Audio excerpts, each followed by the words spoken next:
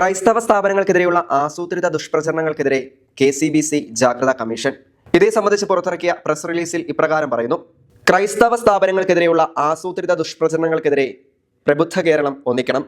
KCBC ജാഗ്രതാ commission സമീപകാലങ്ങളിലായി ക്രൈസ്തവ മാനേജ്മെന്റുകൾക്ക് കീഴിലുള്ള വിദ്യാഭ്യാസ ആതുര ശുശ്രൂഷ സ്ഥാപനങ്ങൾക്കെതിരെ വ്യാപകമായ ദുഷ്പ്രചരണങ്ങൾ സമൂഹമാധ്യമങ്ങൾ കേന്ദ്രീകരിച്ച് നടക്കുന്നുണ്ട്.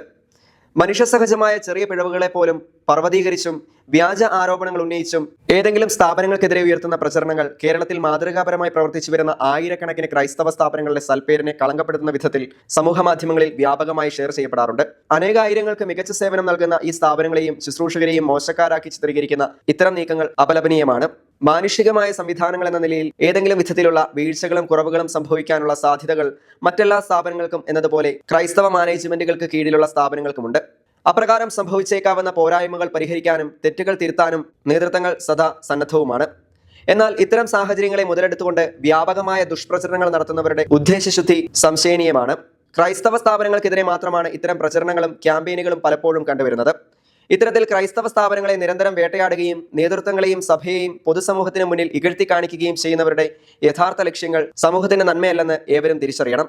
വർഗീയ ധ്രുവീകരണ ലക്ഷ്യങ്ങളാണ് ഇത്തരം ശ്രമങ്ങൾക്ക് പിന്നിലെങ്കിൽ പ്രബുദ്ധ കേരളം ശക്തമായി ഈ കാര്യത്തിൽ നിലപാടുകൾ സ്വീകരിക്കണം.